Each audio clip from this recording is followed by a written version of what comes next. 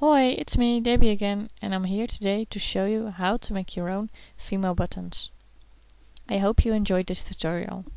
So this is what you'll need. First of all, you need a baking-proof surface, and I'm just using a leftover tile here. And then of course you'll need some shapes to make your buttons, and I'm using small cookie cutters, but also just caps from makeup, so you can use anything in the house. And I'm also using some stems to give the button some texture, as you will see in this tutorial. And last but not least, of course, is the polymer clay, and I'm using Fimo in this case.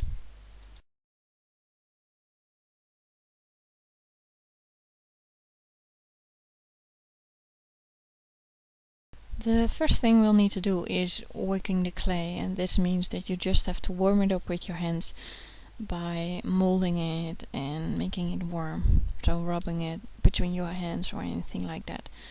And I think you'll get the picture, so I'll just move on.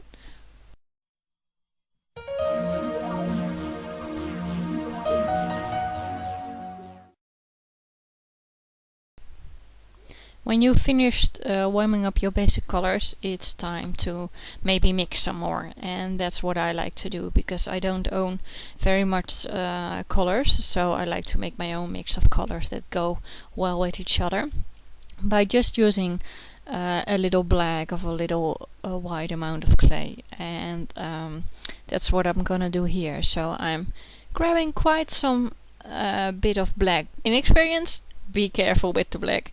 I grabbed quite a big amount, but I just actually needed just a little pinch of it. So you'll see me working the black clay to make it soft again, and then mixing it up with some red to make a nice extra color.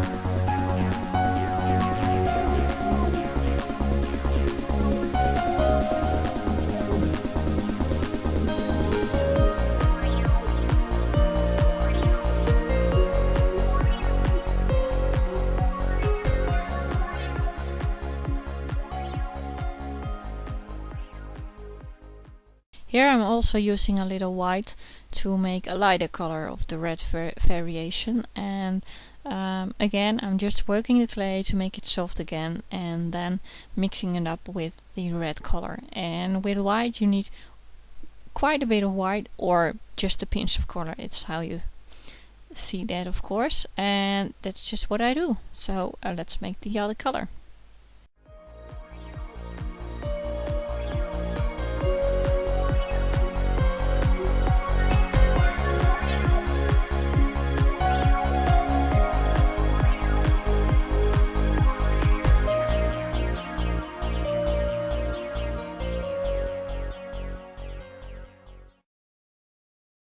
When you've mixed all your color, it's time to make the buttons. Yay, finally!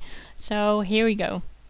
I'm just selecting one of the colors to start off with and rubbing it between my hands to make it just a bit warmer to work with.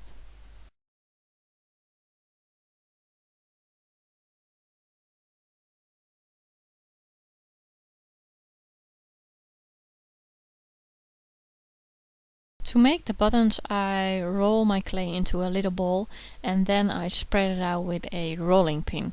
I'm just using a kid's tool, but you can use any kind of round object you have, like for example a bottle or something.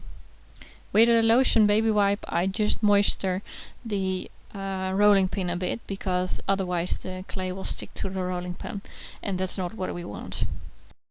So I'm just rolling out the clay so it's thick enough to make the buttons, and you can make this any thickness you want. I like to do it quite thin, but it's up to you. Now the real button making starts, and I'm just using, as I said, a small cookie cutter and some shapes to make the shapes of the buttons. I'm just pressing the shapes into the clay and wiggle it around a bit to give it a nice clean edge.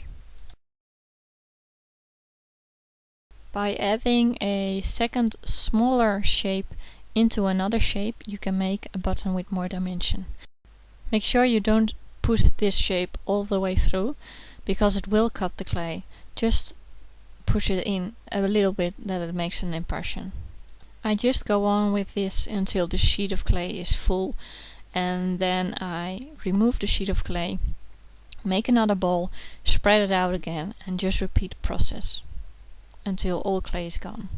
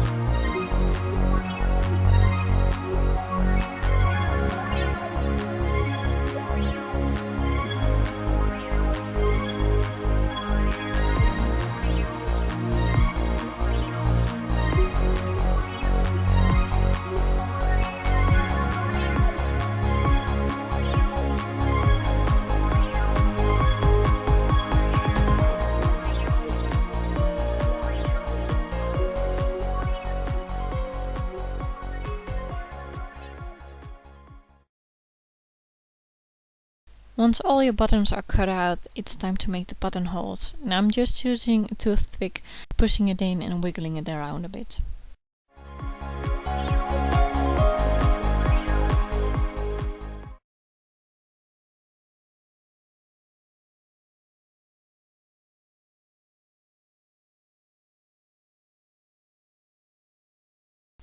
When you've baked your buttons and let them cool, you'll see that the buttons have edges like this one.